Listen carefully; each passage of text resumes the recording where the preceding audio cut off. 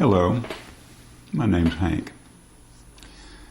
I'm 62 years old, and I've got some things to say. One of my hobbies is amateur video production. We've lived in several different places. We've registered as both Democrat and Republican. We consider that we would vote for the person, not particularly the party. And I have not been particularly happy with Republicans either since 1994.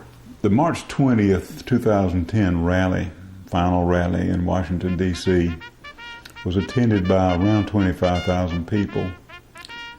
I've learned that we are not powerless as long as we can find folks who think like we do and we can speak together.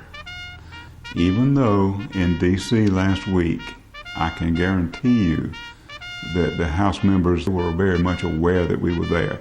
They were very much aware of our opinions. We are not stupid, and we don't hate.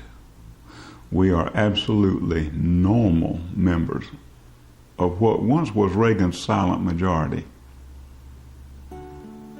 One of the main enemies to the life we live is this looming federal debt and the fact that we're hearing talk about a federal bankruptcy.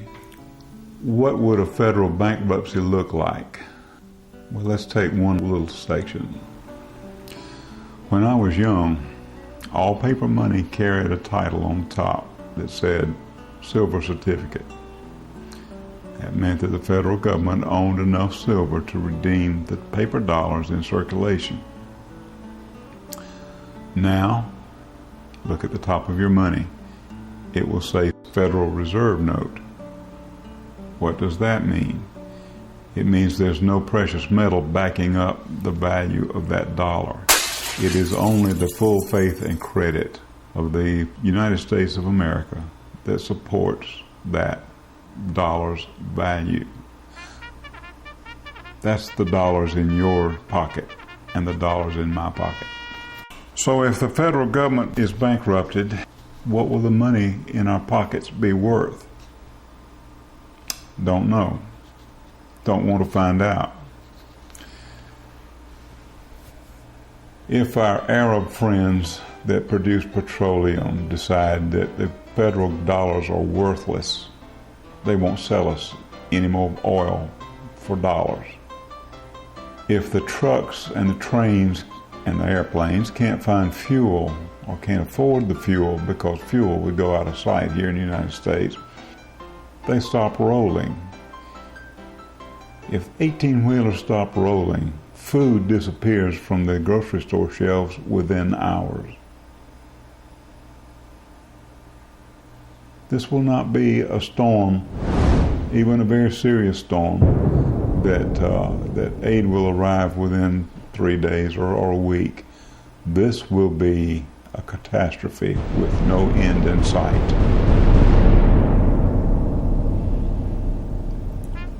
Haiti had widespread civil unrest because people were hungry. Do you think that can't happen here?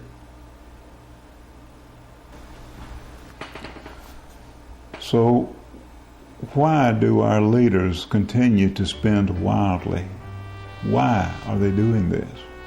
What is the agenda? What is the real motive beneath these activities, these actions, these behaviors, these legislations? Why would they risk it? Why would they risk it?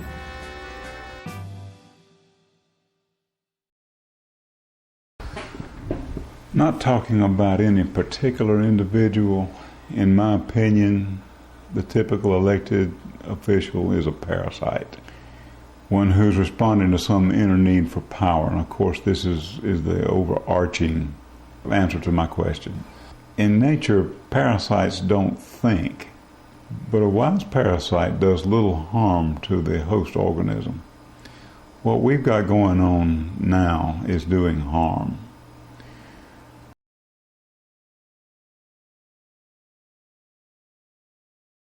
I've only come up with two possible answers for the underlying motivation, the underlying reasons, the underlying agenda, the hidden agenda. Google the words Cloward and Piven strategy. I don't know enough to make the charge that President Obama or Howard Reid or Nancy Pelosi are following the Cloward-Piven strategy or any version thereof. But if they are, they should answer to a charge of treason with all that implies. This second possibility is one that I came up with at the rally in D.C. I mentioned, I think, that I'm a paddler. I have been a paddler for a long time. John Voight spoke at the rally.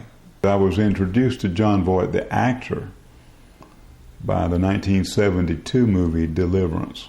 All of the folks that are back in the hollers that the producers and the director of this movie found are portrayed as very much inbred folk. What I'm about to say is not any slap or making light of or making fun of any one person or set of people. The thought that I had while I was listening to John Voight speak was that our leaders can be relatively arrogant. They may see their constituents. They may see voters across the United States that don't vote in line with what they think, very much as the people in this movie are portrayed. And a little later on, I thought, maybe it's the other way around. Maybe these folks are the ones who are inbred, but they're inbred in thinking. For a very long time, I've heard about the thinking inside of the Beltway versus the thinking outside of the Beltway. And the thinking inside of the Beltway really lacks common sense in major ways. We may have a combination of these two possibilities. One person may be in the mindset of causing a crisis. The others may just be the product of inside of the Beltway thinking. Regardless, we need to clean house and turn this ship of state around. Begin to settle the national debt before this nation has a monetary, economic collapse. I'm not scared. I'm not confused.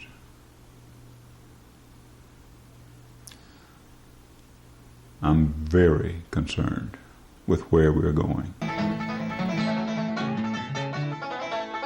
I'm lost.